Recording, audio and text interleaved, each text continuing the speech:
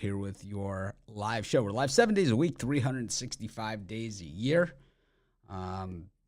Chris, how much do you hate watching Thursday Night Football on Amazon? I mean, how crappy is that? I mean, I tried it several different ways. I had it through my computer, watching the game on Amazon, and then I tried streaming it through my TV, like I would watch Amazon programming like normal, and I could not sync this thing up. I mean, I unloaded it. I stopped. I restarted again. And any way you slice it, the best I got it is that the audio was about 3 seconds ahead of the video. That was the best I could possibly get it on the TV. How about you? Were you able to watch this crap? I was actually at a bar last night watching it, so we didn't have any issues. But man, I'll tell you, it was a great game. But I kind of did what you did. I didn't have the audio going for me, so I kind of just watched it as it was unfolding. My guess is that you were watching it probably like 8 minutes behind. You know, and that's just. I mean, it's like all over the place, man. What a terrible way to watch a football game. What a bad idea this was by the NFL. I mean, horrible. This is how bad they are, whoring themselves out for every penny that's out there, man. It is like just terrible way to watch a football game. And it's like the picture's kind of like cloudy looking, you know, and kind of it looks like, you know, my wife saw it and she's like, are they showing a game from like 1978 or something? You know? It's like, you know, she wasn't even watching. She's like, this looks like it's like from 1978 or something, right? It didn't even look like it was in HD. There were a couple times where it looked like, you know, like when you're trying to get your webcam to focus, and it's like it got, like you said, got cloudy and blurry, and then like just sharpened up at a quick second. It just sucked. It's like in a day and age where, like, I know they're digging up the roads here, putting in fiber. And it's like in a day, you know, day and age where everything's being advanced. This was like a massive step backwards. It was hideous. I mean, this is way worse than the YouTube broadcast, and the Apple TV broadcasts on baseball have been solid as far as the broadcast goes. I mean, the commentary is the commentary. I haven't seen it, but I've heard. But man, I mean, just the video syncing up with the audio. It's just, come on, man. It's like, how hard up are you, NFL, that you need to put us through that? Because this can't do anything but damage your product. It's not going to help you. Why? So they can sell a couple Amazon Prime subscriptions for $4 a month? It's terrible, man. They spent too much money on the next gen stats, and just freaking awful, man. Just absolutely awful. Anyways, it was a good game. I was on the wrong side. I had the Chiefs. Andy Reid, I don't know why he kicks that field goal. He doesn't kick that field goal. They cover. And they, you know, in all fairness, I knew I was dead. You know, I knew I was dead. It wasn't like when they went up 10 by 10, I knew I was a dead man. And, you know, that's just the way that it goes. I won big on the halftime. Hopefully you joined us. Jay and I both gave out the answer. But, anyways. Yeah, I didn't, to be honest, I didn't think you were dead, you know, even going on that drive, because I didn't know if they were going to try to take the guaranteed points and kick the field goal on fourth down and then try for the onside kicks. You would have had to go for both scores anyways. I don't know when you, I guess it depends on the coach of what you do in that situation. You punch it in. But they had been stuffed a few times on third and shorts. So that probably, you know, helped them with the decision. I thought Patrick Mahomes was off the chain as far as his performance. He's just ridiculous. I mean, he makes all the throws, and he makes them look so easy. You know, it's like he makes it look so easy that it almost looks like, you know, like it's not like it is easy. Right? Or that, you know, like it's second nature. Yeah, well, it looks kind of like he's just kind of going through the motions out there sometimes, but it's just like he's making unbelievable. I mean, the play where they didn't blitz and he steps up in the pocket and just throws it down the field and just, I mean, it was like a no-doubter touchdown. I mean, it's ridiculous. And the across-the-body throw for the first touchdown, it was just like he's kind of rolling to the side. And he just does one of these. It's just bang, dart right in the hands. The throw to Kelsey on the offsides penalty, inside. I mean.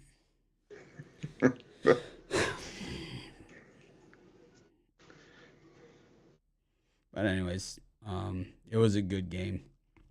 And those that watched the halftime show, regardless of what team you had going in, you cashed because we hit everything on that. So good for everyone. But we've got college football tonight. We've got a big slate of games tomorrow. I have already on my premium picks for tomorrow 11 games. I cut it down from 18.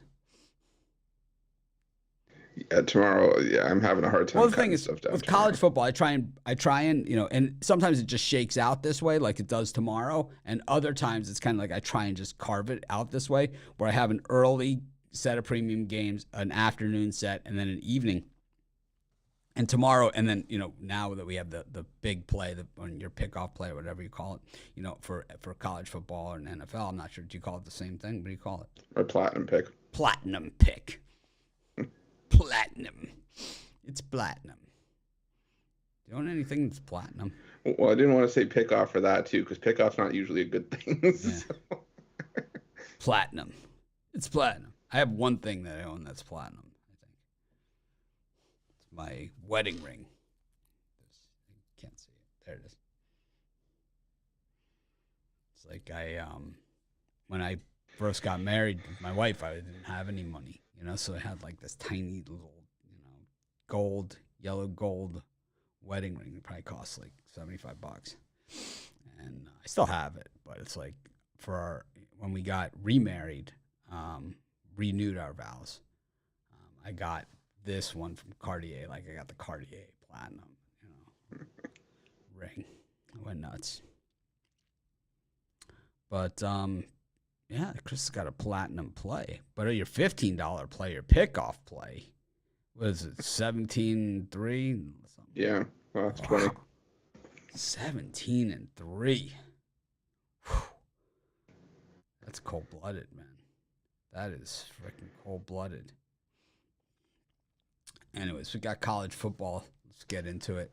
We've got Louisville against Florida State. This is the bigger of the two matchups tonight. And, Florida State appears to be improved. Louisville was the beneficiary of a call that went their way last week, but they're not bad either. These are two teams kind of that have had better days than this. And better days than we've seen recently, but at the same time, still have some talent. I think Malik Cunningham, for me, is a little bit more overrated than what he's claims to be. I think it's hard when you go to the school that Lamar Jackson went to and play a similar style game as Lamar Jackson. It's a big thing to live up to, especially when you don't have, Malik Cunningham is fast and athletic. He can throw the football too, but Lamar Jackson has just another gear, when it comes to running. He just is like he has like as Mahomes makes those throws look super easy, and Aaron Rodgers is a way to hit the receiver on the back shoulder, just from anywhere at any time with no feet on the ground, he can make the throw. Lamar is he makes the guys ghost tackle where they're basically tackling ghosts, where he was standing 2 seconds ago. It's where the guys are tackling. So to have to live up to that expectation is nearly impossible. Meanwhile, Florida State, this is a school that's never had a problem recruiting athletes. I mean, they always have top-notch athletes. And when you look at the NFL, loaded with Florida State players, absolutely loaded with them. Last night, Samuel, right, the starting corner. Heard his name a lot. He did a real nice job in that game. He went to Florida State. His father went to Florida State. I don't know, Chris. What do you think happens here? Louisville, Florida State. ACC Yeah. football. Yeah, I went back and forth on this one, and I think this is going to be sort of similar to what we saw from Florida State against LSU in terms of the final score. I think 56.5 for the total here, just too high. Louisville still has some offensive issues that, yeah, they played solid defense against UCF. They held UCF to, I think it was just 14 points. But again, they only scored 7 against Syracuse, 21 in that game against UCF. And for an offense as highly touted as it was, with Malik Cunningham coming into the season, I've kind of soured on him a little bit. But I think this is just going to be a bit of a lower scoring game. I think both teams going to finish up in the low to mid 20s, and I like for this one to come in under 56.5. Do you have a premium play on this game? I do. What is it?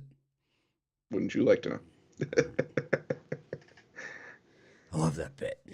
Anyways, I'm with you. I think I don't know. I think I like the over here. I think both these teams have just so many weapons, so many guys, so many speed guys. And normally when you see breakdowns, it normally happens on the defensive side of the ball. So I think we're going to see some big plays and some excitement in this game. I think this one goes over the total. I'm gonna give that out. I have a premium play on this one too. So on the side, we go to our next game. Got Air Force against Wyoming. Interesting one here. Wyoming played in week 0, lost to Illinois, but they're back. They've won their next 2. And then Air Force, in a game against Colorado last week, real sloppy play, fumbling the ball going into the end zone, a couple times there. And, get away with it because it's Colorado. And, here they are, the Force. But the Force, not bad. Chris, is the Force with us, or are we against the Force? This was a number I struggled to get to, because if it was still 14 like the line was that it opened, I was all over Air Force. The more it shifted, towards Air Force now at 16.5, I was leaning towards Wyoming, but I can also see Air Force covering by 17. So I think the stronger play for me in this one, the over 46.5. The line's dropped 3.5 points, but I think it's heading in the wrong direction. Air Force, we saw them run roughshod over Colorado last week, and I think they're fully capable of getting to 34 points at least in this one. If that's the case, doesn't leave much room for Wyoming to have to do very much to help get us over that number. 13 points, I think they're fully capable of that. This Air Force team can not only run the football, when they have to throw the football, they can do it fairly efficiently. Zeke Daniels, he threw for only 50% last year, but he was pretty consistent in the throws that he did make, and he's done it a fair bit this season as well. So I like the over in this one. I think the offense is coming to play. I don't know if Wyoming's going to be able to score a lot of points here, and I think that's part of the problem. I don't know. It's this one's a little bit tougher for me, and it really comes down to Wyoming being able to score, and then we talk about, can Air Force get to these points? And we see it in the comments as well. I'm reading them. I read the comments here. But it's the issue is, if Wyoming falls behind here and then they're forced to go into some kind of pass on every down type offense, how's that going to work out for them? Because Colorado's biggest play last week, it hit off the cornerback's hands and went into the hands of the Colorado receiver. I don't know, man. I'm a little more on this one, a little more, Yeah. But it's nice having 2 games on Friday nights. Remember back in the day, they used to just have, 1. Now they have 2, and I think next week we have 4. So 5. So it's good news. It's good for the game. It's good for Pick Dogs and the Pick Dogs family. Did you get my newsletter today? You subscribed? I did. Subscribe to my newsletter. Yeah, I haven't done one in a while because we had issues at sportschatplace.com with the general site, in the server issues. So I didn't want to send people over there to a site that's down. But now that we're back up and running and everything looks to be very stable, We're good. We do have a new site design that should be coming out not that shortly. It's going to be actually a few months out, but we have some real exciting stuff on the way. We always do. You know that at Sports Chat and at Pick Dogs as well. Both these sites. We have a bunch of stuff coming on. But anyways, let's keep on going. We go to Major League Baseball action. As I said, Chris's pickoff play in Major League Baseball, 17-3 in his last 20. How are you going to keep that up?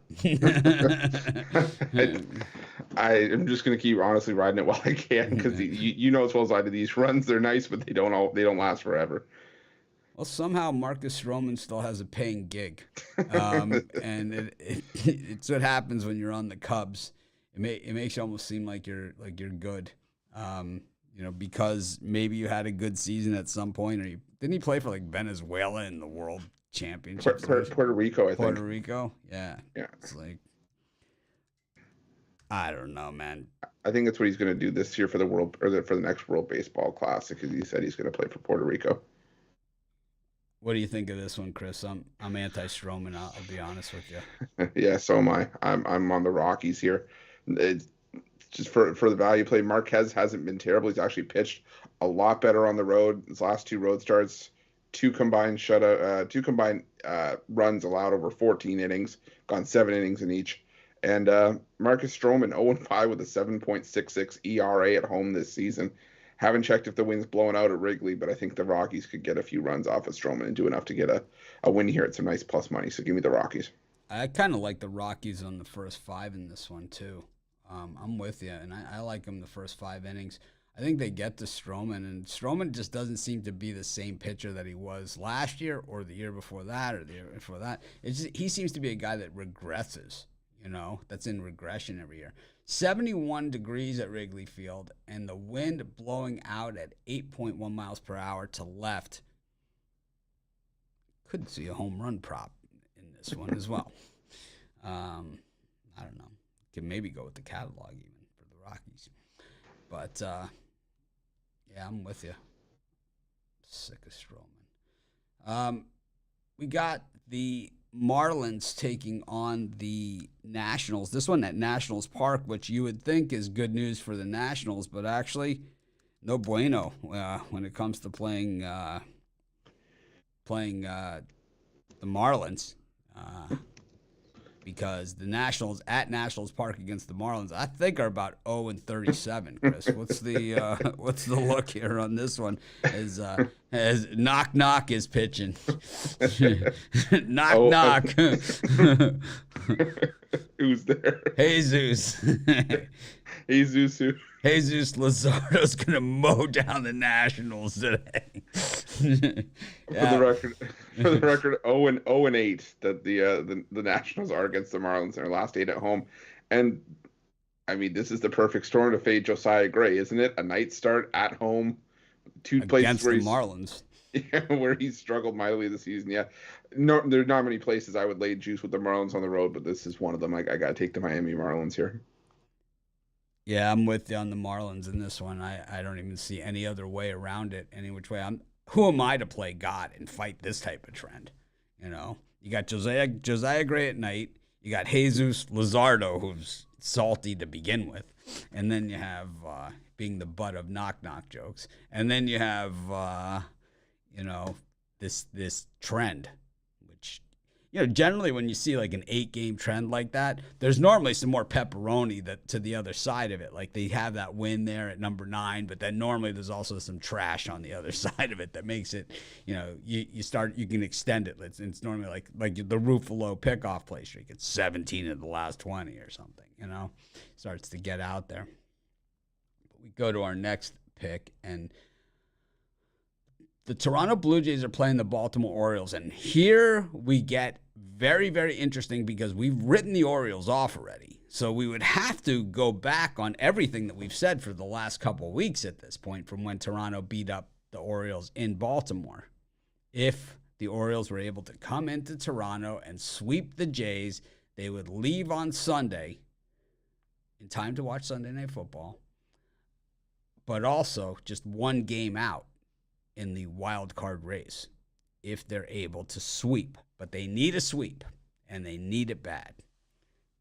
What do you think, Chris? That's their only chances. At this point in the season, their only chance is to sweep. That is their only chance to make the postseason, is to sweep this series. So they got to leave it all out on the field. What do you think? You're muted.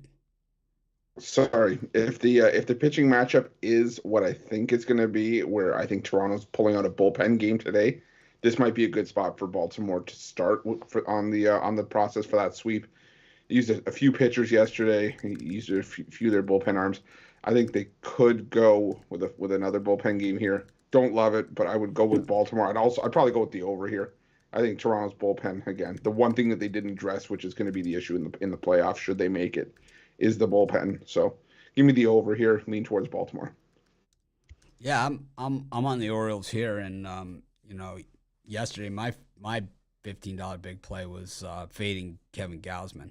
It really had nothing to do with anyone that they were playing, but we saw a straight Gausman regression back to his Baltimore days yesterday, and I mean he was undressed by the Rays. And I'll tell you, just when they left him in, even after he was getting battered, and that's when he started giving up, or throwing the ball at the plate, and he started doing this. And that's never a good sign, When the pitcher actually, I like it. I respect the guys. Jordan Lyles is one of those. You have two different types of pitchers, right? One that like to sit back and watch how far the home run goes. And then you have the other guys that they know when they throw the ball and the guy hits it, they know it's a home run. They don't even look. You have the two different approaches. Gausman's a home run watcher. I think that he, I think he probably watches some more opposing home runs in this one. We go to our next slot of games. Our next game. We used to do it by the slot. Now we do it by the game. Tristan McKenzie against Bailey Ober. I like the under in the Ober. The over and the under.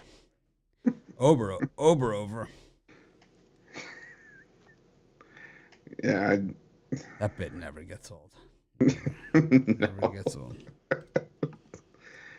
I gotta lean towards the Guardians here. I don't know. I think if Bailey Ober, had a full season to really work with, it would be a little bit different here. And he wasn't terrible for much of the stint that we saw before he went on the injured list. But first start since June 1st, in the heat of a playoff race against a Guardians team that's still playing some solid ball despite dropping the game to the White Sox yesterday. And Tristan McKenzie, I've said before, I'll say it again. I think once Shane Bieber, makes way, McKenzie's going to be the ace of this Guardians rotation. I love his stuff. So then coming off of 7 solid innings against the Twins last time out, I think he can replicate some of that success. I like the Twins in this, the Guardians in this one. Yeah, I like the Guardians as well. I think they've owned the Twins as well, and this is kind of their blood in the water series as well. They can really knock the Twins out of it. And while the Twins aren't mathematically eliminated, they're close to, in that territory. And, these are the ones, those head-to-head games where you get the full game every single one. And look for the Guardians to get a lot of full games this weekend. They got a doubleheader tomorrow with Shane Bieber going in that one too. Got the Rays taking on the Rangers, and it's Corey Kluber on the mound against Martin Perez. We're all happy for Perez in the year that he's had. Whether you're, as much as material as we've gotten out of him over the years, we're all happy that he's having a great year. And I hope he cashes in on it. I don't know what his contract looks like, if he's, it's a one-and-done contract that he has. Hopefully it is, and he's able to go out there and cash because he deserves it. He deserves it. I think we talked about it before. It was a cheap contract. 1 year, $4 million. Yeah, so he's going to cash this offseason. So I like that, and I think this is another one of those trend games where the betting tools says don't go anywhere near the Texas Rangers in this game. What do you got, Chris? That would be correct. Would you like to give it out, or would you like me to? 11 wins in a row at home for the Tampa Bay Rays as favorites, and the Texas Rangers 0-7 on the run line on the road against the East. Yeah, this is a good place to crash and burn if you're a Rangers backer. Yeah, and that's why I'm going to stick with the Rays here. This And is where this is where we should have the bubble that comes across, you know. WWBD. What would Bitler do? Kind of like the Rangers' chances here. All the squares are on the Rays. we're we're gonna get those lanyards that just say WWBD. Yeah, no, I gotta go with the Rays here. As much as I like Martin Perez and he's been solid to back on the road, this is just a bad spot. Like you said, the streaks coincide with it. The Rays are the only team with anything of consequence to play for in this game. So, yeah, give me the Tampa Bay Rays in this one. The Rangers' best shot is for Perez to get into like the seventh inning. But the problem with the Rays is at home, they really like to peck, get those 9 pitch at bats. And yeah, it's a problem. You know, he's lucky if he gets through the fifth. You know, lucky if he gets through the fifth. So I'm with you on that one, and I'm gonna ride the betting tools. What do you got for sale today? Today I got my $15 pickoff play, like mentioned earlier, 17-3 in our last 20. Hoping to keep it going. We've hit 7 straight. Hoping to make it 8 in a row today and go into the weekend strong. Got that $15 play also as part of my Fastball Friday MLB 3-pack for $40. Or also got my Friday Night Lights college football spotlight game for $29 over at Pick Dogs Premium. Remember, use that promo code WIN15 just for a day, or use it for something long term, because tomorrow it's going to be loaded, and that's where you're going to get the best value in those long term packages. Yep, absolutely. Those weekend. This is like the best time of year for the 3-day pass. Yeah. You can either get tomorrow, Sunday, and then Monday Night Football, or you get Friday with the loaded baseball card, 2 college footballs, and then, and then Saturday and Sunday, NFL and college football, all, one low price, or even the weekly, where it's like you'll get next Thursday's game, you'll get the Friday games, there's 4 Friday games. You might, depending on what time you buy it. Yeah. It runs, so people ask all the time, does it run like Monday to Sunday, or how does it work? It runs exactly 1 week as far as the hours and minutes go. So actually, here's a little secret for those of you that are watching the show. If you buy a weekly pass and you buy it at like 4 o'clock in the afternoon, you'll actually get an 8th day for free. Because you'll get those picks for that day, and then the following Friday. So I've got this email all the time too. It's Friday, and people's pass expires that they had bought the previous Friday, and they said, I thought it lasts for a week. And I'll be like, yeah, it did. Friday, Saturday, Sunday, Monday, Tuesday, Wednesday, Thursday. That's 7 days. You actually got the bonus of the extra carryover, because I know that some of the other sites, they have like this timer and all these other weird things like built in. So it's like you only get those picks on those days. I kind of just say, who cares, right? It's like we just want people to win. That's really it's really all I care about. Just win, and if people win, they'll. It always comes back, Which I got to do a giveaway. Should I do the giveaway like if you enter the Become a Capper contest? You get like a Pick Dogs or Sports Chat shirt or something, and this way you could wear it in the videos or something. I don't know. We should do something like that. If you make it out of the first round. I don't know. I haven't really decided how it's going to be, but we are having the Become a Capper contest. I'm excited about it. Did I tell you about the email I got? I think I did. The email I got the other day about this guy, he got all mad. He said, well, why don't you, can you just tell me why you don't want to hire me? And I told him, well, I don't think you fit our culture. I don't think you really understand what we do. It's like, I don't think you're familiar with our website. Well, I'm going to one of your competitors. It's like, do we have competitors? I don't even think anyone does what we do. I know other people sell picks, and they have 4% plays and 2% plays and 6% plays. I tell you what, I give it 100% on every play. And the thing is that I don't even understand it, but this guy, when I did give him the answer, then I'm rude, right, and all this other stuff, because basically stomped his feet like a 2-year-old. Mills says we should give away a few shirts to some of the people, to some of the chat. We have some loyal people. How about no? No, I'm just kidding. How about absolutely not? For a split second there, my stomach dropped. Like, wait, what? We could do that. I mean, we've done it where it's like if you donate money to a charity, you get a shirt. I like that. Yeah. I like that because I could take the money from the shirts and instead of that, make a donation, like we've done in the past too. But I'd rather if you make a donation to the charity, maybe we'll set up like a thing.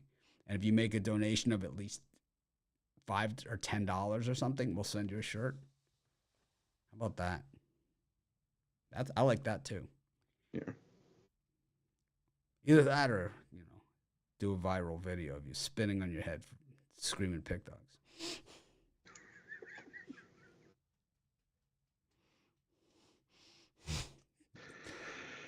Those of you that missed the college football show yesterday, Ruffalo went to the stock background with our other streaming software, and that you've probably seen on like a million other handicapper shows where they show like this living room with this fireplace and piano and stuff. And I know you've seen it a million times. So Ruffalo had it, and then Romanelli had the same one. So I offered Ruffalo. I still have my dollars on my desk. I offered Ruffalo to play a song on a piano. I wanted to put $1 in the tip jar. I had the tip jar set up with the dollars. It's like, can you play the Hartford Whalers theme song from 1982? Dun, dun, dun, dun, dun, dun, dun. Oh man, that brings back. I got the perfect comeback for that one though, and I need an organ for that one.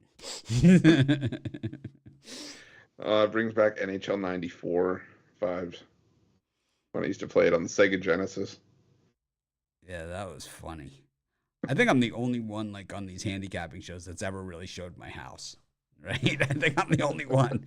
I've given like the tour with the camera, surfboard racks and cars and everything. I don't do it anymore. Sick of the stalkers. I had some guy saying, I know where you live and I can see it on Google Maps. Coming to your house. Kick your ass. I'm like, okay. Back over your head. All right. What do we got next? Got the Tigers against the White Sox. Matt Manning against Lucas Giolito. Is there a more disappointing pitcher in baseball this year than Lucas Giolito? All right, Carlos Rodon. I answered my own question. Matt Manning kind of sucks, too. He's been terrible. What do you think about this piece of crap game? I like the White Sox here. I think the White Sox see the series between the Twins and Guardians going down that 5-game series, and this is a chance against a very, very weak hitting Detroit Tigers lineup to get some key wins that are going to matter down the stretch, because the White Sox still have 6 games to go against the Cleveland Guardians, which could play a major factor in the AL Central race. So Giolito tends to pitch far better on the road as it is, and the White Sox still better road team this season they have been at home. So I'm going to take the White Sox to get a win over these Detroit Tigers. I'm gonna take my White Sox here because we all know no one plays the meaningless game harder than the Chicago White Sox, the king of the meaningless game. I'm gonna take the White Sox in this one. Those of you that didn't see it, we scrolled across the bottom. We are having the Become a Capper contest. I like it. And you can thank Jay Briggs. We should call it the Jay Briggs Become a Capper contest, because I was ready to give up on all that stuff. Jay's awesome. I like having him at halftime. He doesn't always agree with me. You did last night. Anyways, it was fun. Halftime's hard, man. It's doing these shows by yourself is really, really hard. Doing it with somebody that just sits there, and just hangs you out to dry, or just doesn't have a real opinion or understanding, is really, really difficult. That's why you just don't see a lot of people doing it, Yeah. It is real. I can't even tell you. I know that sometimes we make it look easy But it's not. Oh, sometimes it is, but other times, man, it is tough out here, man. It's like I just sit there and I'm just tried doing 2 years with Brian Bitler one time. Give it a shot. It's like something. Say something. Say something. I'm just kidding. I like Brian. Anyways, we got the Red Sox taking on the Royals. I had good times with Brian on this show. We had plenty of good times. Red Sox taking on the Royals. Michael Wacha on the mound against Jonathan Heasley versus Pilkington. Oh man. Like, The battle. Heasley versus Pilkington. Battle of the Butlers. But it's not. We're not. We don't get that one. It's Heasley versus who are they playing? Pac-Man. It is lost it. Heasley versus Waka. Waka. I'll tell you what. I got $4 on my desk. I'll put it all on the Red Sox in this one, plus the other $2,000 I got in my pocket. How about you, Chris? Yeah, I'm on the Red Sox here. I like Michael Wacha, especially at home. A 1 point. I like Heasley. I like betting against Heasley. Wow, Heasley hater. Easily the worst pitcher in the Royals rotation, but really, no, I think so. Well, he's been in and out of the rotation, so maybe not long enough to even consider him a part of the Royals rotation. But I'd rather have Chris Bubich than Heasley. I'd rather have son of a Bubich to you. I'd rather have Brad Keller. Crazy as it sounds, I'd rather have Zach Greinke, but not fully because I'd rather have him at home. No way would I rather have Zach Greinke than Heasley. Just for the material alone. Yeah. Mm-hmm.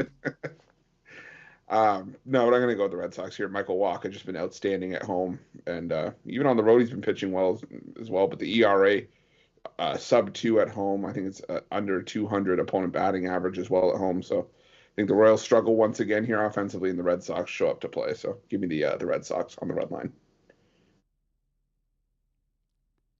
Yeah, the problem I have here with this one is that the Red Sox on the run line is still negative odds, and everyone knows that's outside of everything I believe in and everything I stand for.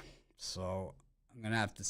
What I'm doing right now is I'm on the internet. I'm seeing what I can do as far as getting an extended line here on the Boston Red Sox, because I do believe that this game calls for that sort of thing. As much as I love Heasley.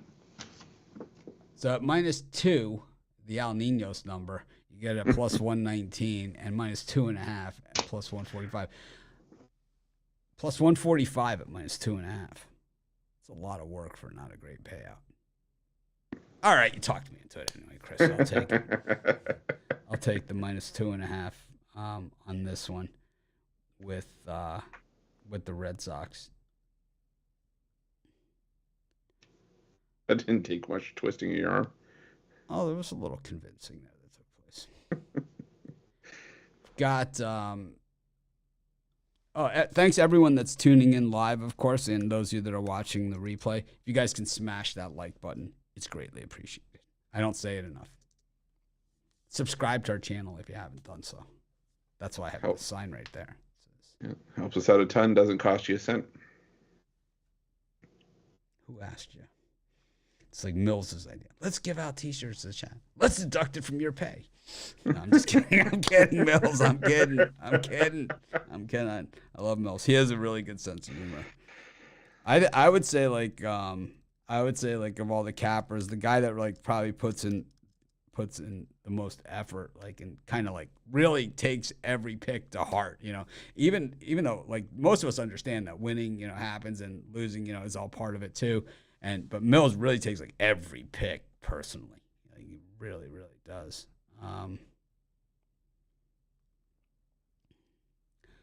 Got the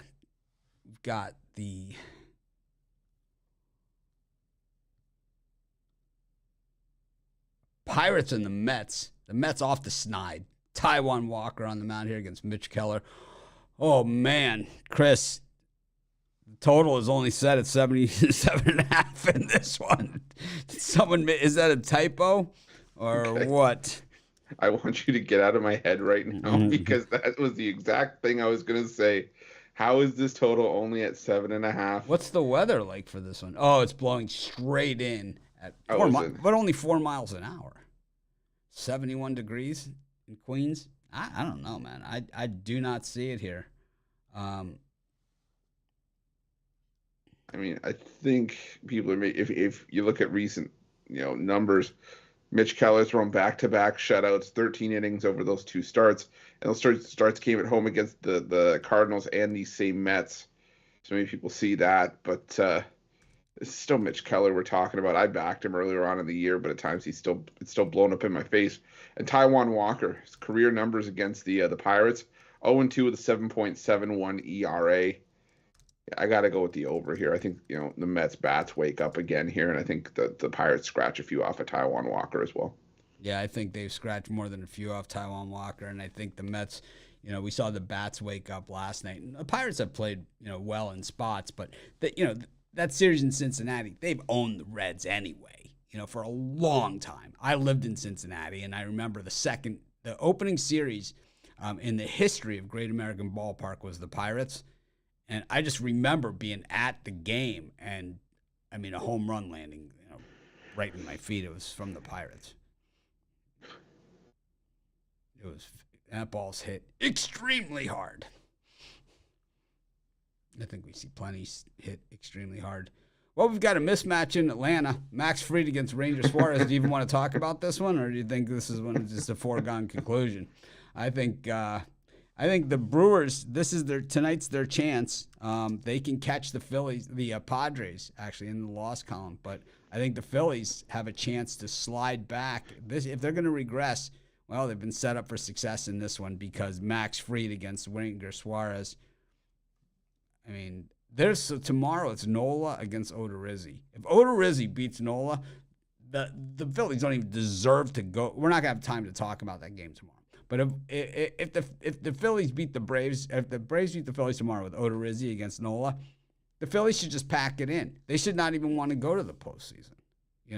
It's like you have no chance. If you can't beat Jake Odorizzi with Aaron Nola, forget it. Just forget it. Just no reason to even bother continuing on with the charade. We know you're going nowhere anyway in the big picture, right? So why continue on? Why torture yourself? Notice I've given them the loss already in my tone, in my tone and piss poor attitude. It's Friday. Yeah, saving the piss poor attitude for Friday. Okay, I got it heading into the weekend. But it's not what you said. It's your attitude. It stinks. It's how you said Where's it. Monahan? Where's Monahan? It's your attitude. It stinks. Your attitude stinks. As much as I liked Ranger Suarez on the road at a time, not here. The Braves, was it 9 wins in a row against favorites or as favorites within the division? Max Fried, he's burned me a couple times this season, but he's still the ace of this Braves rotation, and I think he comes to play. I think the Braves know the severity of this situation. The Phillies, they know it as well, but it's the Braves that are going to execute today. So give me the Atlanta Braves on the money line here. I like the Braves in a walk here. I think you could lay the extendeds in this one. I think the Braves are really good traditionally in these spots at sending a message. I think they send the Phillies a message here. So a little bit of background for you, Chris Ruffalo, which you didn't bring up here. I'll explain it to you, and you guys can take out your little pick dogs cards and take some notes. Pick a card, any card. Here's what this one says. It says, if the season ended today, this would be the opening round of the Major League Baseball wild card. The Braves would be hosting the Phillies. this would be the matchup in the wild card. I think the Braves come out and make a statement. I think they come out and pound the Phillies here. I think we're gonna have one of those innings that's real. You know, we've seen these Philly innings that are really, really long when the other team is just batting around on them. This is gonna be that game. And Suarez is just the right guy for the job. He's gonna get hammered. I could see it. This is like that type of game where it's like the Braves kind of had their shots at the Mets. And I don't know if the Mets are going to hold them off or not, but I like the Mets' chances against the Pirates. I'm not going to sit here on the show and give out minus 270 picks if I don't have to. But I like the Mets' chances pretty good against the Pirates. I think the Braves, I like their chances big time against the Phillies. I agree with Ruffalo in that respect. But I think the Braves also have a chance to really make a statement here and come out in game one of this series and say, hey, if we play you guys in the playoffs, this is what's going to happen to you. You don't even want that. You don't even want to show up for this. Don't. And an expression we haven't even used in a long time. Don't go there. Don't make me go there. We haven't used that one in a long time. We haven't used that one in probably 2 years. Don't even make me go there. You gonna make me go there? It's like, you don't want this. I lived in Brooklyn, and I was like, I love that one. That was like one of my favorites. Don't make me go there. You really want to do this? You want me to go there? Yeah, Braves are going to kick the snot out of the Phillies. And if Odorizzi beats Nola tomorrow, all hell's going to break loose. Speaking of hell breaking loose, Justin Verlander is minus 375 here today against the Oakland Athletics. Adrian Martinez. Believe it or not, Verlander really hasn't been the best that he can be recently, and I think he may have let some Cy Young Award votes get away from him in this thing, you know. But he is Justin Verlander, so he is going to get the benefit of the doubt. And the Astros, well, it's pretty much a no-doubter. They are the best team in the American League this season. What do you think, Chris? Yeah, this is really hard, but just in terms of just finding value, because I do think the Astros win this one convincingly. But even laying a run and a half, you're still paying like minus 170 or something like that. So probably either extend this thing to minus 2.5 or take an Oakland team total under. I think you go on probably even under 1.5 in this one. I think Verlander comes out with a strong start and return off the injured list and really sticks it to Oakland here. So that's probably where I would go in this one. Mills is saying that he's been a fan of the Braves since Andrew Jones. Well, I can tell you a little quick story here. When I grew up in Miami, before there even was cable TV, we would get the Atlanta Braves were our team, and we would get one game a week. And the guys that were on the Braves on that team, Tom Paciorek, Biff Pocoroba, Roland Office, Ralph Garr, Henry Aaron, Phil Necro was on that team. They had all kinds of guys like that. You could look it up. What was his name? They had a bunch of guys. Most people that were around at that time, they know exactly the guys that I'm talking about. But that was the Braves team back then. And then the Braves were America's team. They were the first team to be broadcast nationwide on cable TV, on Turner, on TBS. They were America's team, the Braves.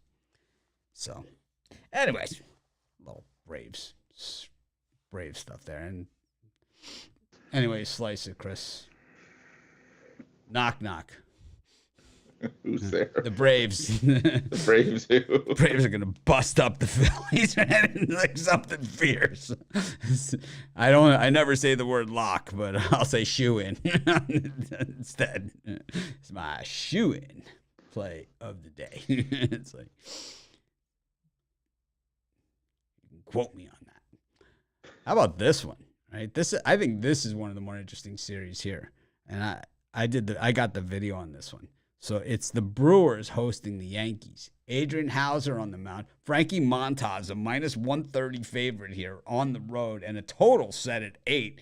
Bernie the Brewer's going to need a new pair of pants for this one. 8? How about 18? I mean, come on. I think Jason Alexander was originally scheduled to go with this one, but then he is the assistant to the traveling secretary of the Yankees, so there's a conflict of interest in that one. But yeah, the audacity of to put out an 8 in this thing. See, I don't know. You look at Frankie Montas, right? He's we know what he's capable of, and we've seen him. And I know what you're gonna say. He could be straight ass for the Yankees. He has been straight ass. Yeah, he hasn't pitched well at all. Well, he's alternated good starts and bad starts in each of his last 7. He gave up 6 runs in 3 innings, then followed that up with 2 runs over 5, 6 runs over 6, 2 runs over 5 and 2/3, 4 runs over 6, and then 5 shutout innings against the Rays. Then the Rays got to him for 4 last time out. So if that pattern were to continue, he'd be a mound of disappointment and frustration. He'd be. I find you equally disappointing and frustrating. That if the pattern continued, he'd have a decent start here. I don't know if it does. I'd probably take a Ruffalo on this one. If you talk me into it hard enough, I could probably lean towards the over. But Brewers in the over, same game parlay. There you go. I don't even know what the hell you're talking about. Delirious. You're drinking the Kool-Aid. I mean, I've never been known to turn down a cold glass of Kool-Aid. Oh man. Our next game up, we've got it is the Reds and the Cardinals. The Reds are now gone to undecided. It was Justin Dunn against the underperforming Jack Flaherty. Jack Flaherty's been a major disappointment for the Cardinals this season. He was injured most of the year.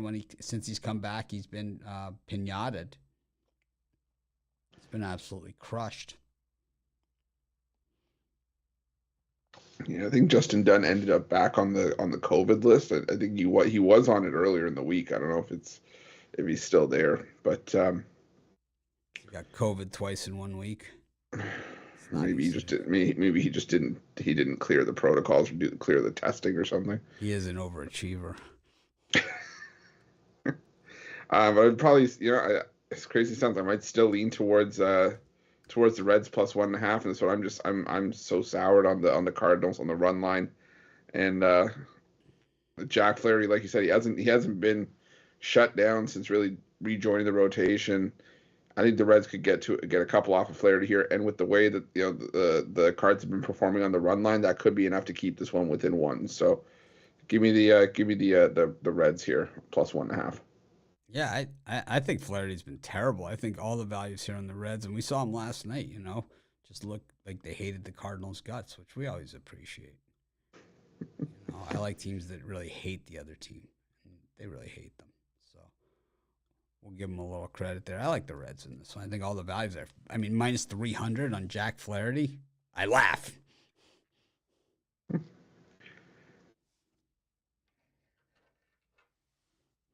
got all kinds of crap on my desk. It's like over time, it all just adds up. Did you have the same thing? Just all this kinds of random stuff. Yep. Crazy. It's like for me, it's random TV remote control. I got a pair of shades that I don't wear anymore. Prescription. Oh, this is a gem. So they gave these out in the 1990 playoffs for the New York Knicks. I still have it.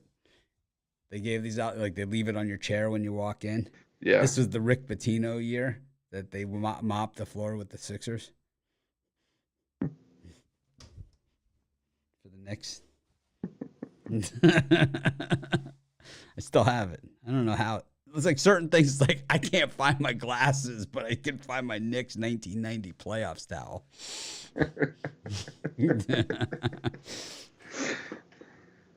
Obviously, I never use it for anything. I don't know how it ended up there. My wife probably put it there. It's like, have you seen the TV remote? No, but there's the Loch Ness Monster. Exactly. Pretty much. Oh, Michael Lorenzen's got a paying job.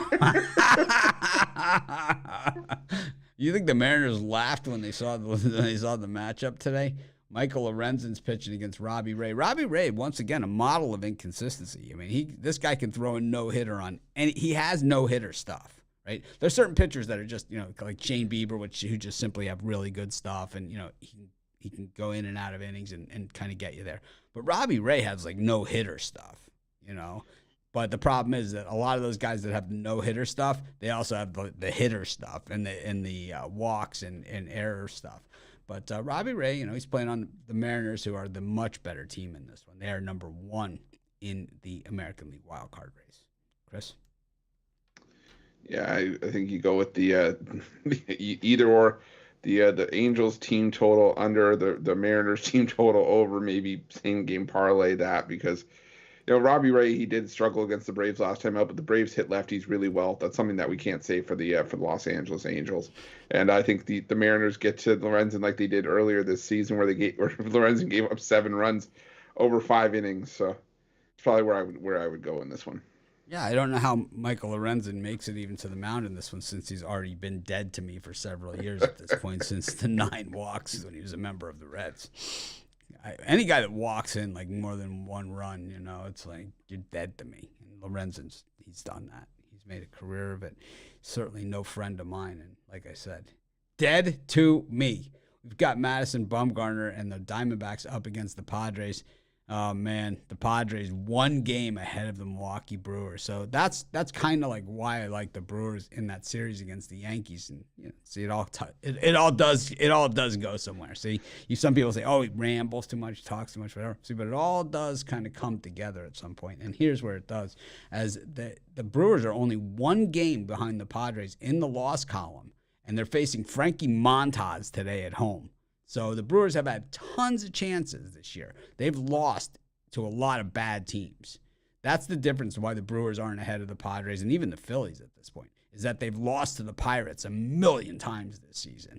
And, they've lost to other bad teams too. They got beaten up by the Cubs. And the Cubs, if you take away the Cubs and the Pirates, the Brewers probably win the division. That's how many times they've lost to those 2 teams. But today, they get a crack against Frankie Montas in a must-win game. Meanwhile, the Padres, they got a freaking terrible break here, catching the Diamondbacks at this time in Arizona. And, yeah, the Diamondbacks are just kicking back laughing because they know they got Zach Gallen going tomorrow. So it's like they could pretty much empty the bullpen in this one. Blake Snell on the mound for the Padres. It's nice. Yeah, the nice thing about the Diamondbacks is they don't hit lefties and they don't hit righties, so it doesn't really matter. It's like, how are they against lefties? Not good. How are they against righties? Not good. They're equal. Then who do they hit against? I don't know. Huh? Hitting. Yeah, for this one, I'm actually going to go with the under in this one. I know both teams are capable of putting up runs. We saw with the Diamondbacks for a lot of their the most recent games. They won 4-0 yesterday, but they had 5 in their series finale against the Dodgers, 12 against the Rockies, 10 against the Rockies. So they're capable of putting runs on the board, and so are the Padres. I mean, as inconsistent as they've been. But Blake Snell, a .91 ERA in his last 5 starts against the Diamondbacks, and Madison Bumgarner, his 2 starts against the Padres at home this season, he's given up 1 run in each. He's gone 8 combined innings. So I think as long as he can deliver a semi-capable outing here, I think we could be in line for an under. Maybe first 5 to keep the Diamondbacks bullpen out of this, but I'll go with the first 5 under. I think I'm just going to go bet against the Padres every single game from here to the end of the season. So I'll just take the Diamondbacks here. It's going to be that. We're just going to keep it simple. We'll go to our next game, and it's our final game on the slate. This is a good one. The Giants against the Dodgers. Logan Webb, who's pitched really well in these type of spots, up against Dustin May and the Dodgers. Dustin May looks a little like Sideshow Bob from The Simpsons, and he kind of has that thing going. But he at the same time, he's he had good stuff. He just doesn't look as good as he has in the past. At least so far what we've seen from him since returning from the injured list. Kind of been closer to what Noah Syndergaard, compared to the old Syndergaard. What do you think of this one? Yeah, I'm going to go with the over here to close it out. I think Logan Webb historically he's done well at home. The Giants usually win games when he's at home, but he's been a lot more hittable at home this season, especially in his lone home start against the Dodgers. I meant, what do you think about Dustin May looking like Sideshow Bob? That was the actual question. Oh, I'm sorry. Yeah, I see it. It's the hair. I see it. If Sideshow Bob and Krusty the Clown had a baby. Anyways, go ahead. Logan Webb been hittable at home.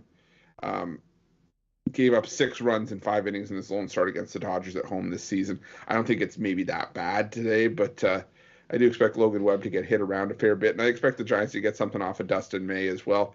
May hasn't been sharp in his last couple starts. Granted, both those came against the San Diego Padres. Maybe the Padres have Dustin May's number, but I think if the Padres can get a few runs off of you, I think the Giants are fully capable of doing that as well. So I like the over in this one.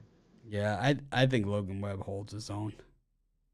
I'm not sure what that means. It didn't really come out the way that I meant it to be. It meant it to come out, but I say he does what it takes.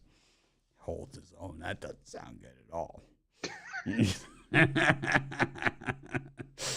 Would you rather he holds yours? No, I'd rather he holds his own. He can hold his own. It's like, what are you doing? Holding my own. Holding my own. Eating a bag of Doritos and watching some football. It's like, I guess. Friday. Thanks, everyone. Parlay time. Chris, get me out of here, man. Before we get demonetized by YouTube. I'm trying, but give me a sec. Okay. Anyways, we're going to go with the Colorado Rockies on the money line, the Miami Marlins on the money line, and the Cleveland Guardians. I'm going to go with the Marlins, the Brewers, and the Marlins, the Brewers, and White Sox. Thanks, everyone, for joining us. Sometimes for like a half a second, I'm almost embarrassed by some of the things we've said, but I'm not. I own it. Make it a